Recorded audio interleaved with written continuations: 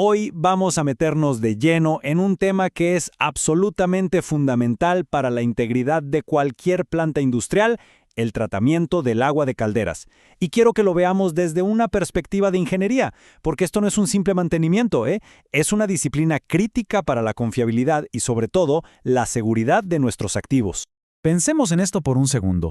El agua, esa sustancia que parece tan inofensiva, ¿cómo es que se convierte en el enemigo número uno dentro de una caldera de alta presión? Porque, créanme, si no se controla adecuadamente, ese simple H2O se transforma en un fluido con un potencial destructivo enorme. Miren, dentro de esa caldera hay una batalla constante contra tres adversarios principales. Primero, las incrustaciones. Imaginen que le ponen un abrigo de lana a los tubos de la caldera. No dejan que el calor se transfiera y básicamente cocinan el metal hasta que falla. Luego está la corrosión, que es más silenciosa, se come el metal desde adentro. Y finalmente, el arrastre, que es como si la caldera estornudara sus problemas y los mandara por el vapor al resto de la planta. Muy bien, vamos a ver qué pasa allá adentro. El interior de una caldera no es un simple tanque con agua caliente, es en esencia un reactor. Un ambiente de altísima presión y temperatura donde cualquier impureza que trae al agua no solo se acumula, sino que se concentra hasta volverse realmente peligrosa. Y aquí está la clave de todo el asunto. Una caldera es una máquina de producir vapor puro. ¿Y qué pasa con todo lo que no es agua pura, como las sales y los minerales? Se queda dentro. Se acumula, se concentra más y más, ciclo tras ciclo. Sin un control, esa agua se convierte en una especie de sopa espesa y muy agresiva. Entonces, ¿cómo nos defendemos? Bueno, la primera línea de defensa se establece incluso antes de que el agua toque la caldera. A esta fase la llamamos tratamiento externo. El objetivo es simple: desarmar al enemigo antes de que entre al campo de batalla. El tratamiento externo es nuestra estrategia proactiva. En lugar de esperar a que se formen los problemas adentro, nos anticipamos. Le quitamos al agua los componentes más dañinos, la dureza que causa las incrustaciones, los gases disueltos como el oxígeno que provocan corrosión y cualquier otra partícula que ande por ahí. Y para esto tenemos toda una caja de herramientas de ingeniería. Tenemos procesos como el ablandamiento para quitar calcio y magnesio o la desaireación para eliminar el oxígeno. Claro, no siempre se usan todos. La herramienta correcta depende de dos factores clave: la calidad del agua que tengamos de fuente y la presión a la que va a operar nuestra caldera. Ahora sí pasamos a lo que ocurre dentro de la caldera. Porque seamos realistas, por muy bueno que sea el tratamiento externo, algo siempre se cuela. El tratamiento químico interno es nuestro arsenal para neutralizar esas amenazas que quedan, y lo hace en tiempo real, mientras la caldera está operando. Para luchar contra las incrustaciones que, como dijimos, son la principal amenaza para la transferencia de calor, la química nos da dos enfoques principales. Ambos buscan controlar a los culpables, los iones de dureza, pero lo hacen de maneras completamente diferentes. Aquí en la tabla se ve el contraste perfecto.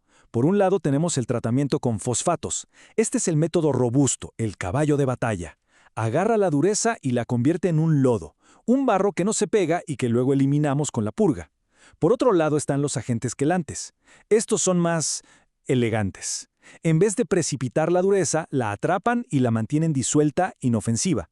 Pero claro, esta elegancia tiene un precio. Necesita un control operativo muchísimo más estricto. Y aquí está la advertencia clave. Un exceso de quelante no es para nada inofensivo. El mismo químico que está diseñado para unirse al calcio y al magnesio, si hay demasiado, empieza a quelar, a comerse el hierro de las propias paredes de la caldera. Esto causa un adelgazamiento del metal, sobre todo en zonas de alto estrés. Por eso, el control aquí no es una opción, es una necesidad absoluta. Bien, dejemos las incrustaciones y pasemos al otro gran enemigo interno, la corrosión. En una caldera, el enemigo público número uno del acero es el oxígeno disuelto.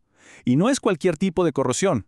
Causa una porpicadura, o pitting, que es extremadamente agresiva y peligrosa. Para neutralizar este oxígeno, usamos químicos que llamamos secuestrantes.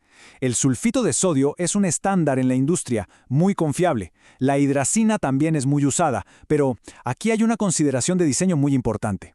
A temperaturas altas, la hidracina se puede descomponer y generar amoníaco, y si en tu sistema tienes componentes de cobre o latón, ese amoníaco se los va a atacar.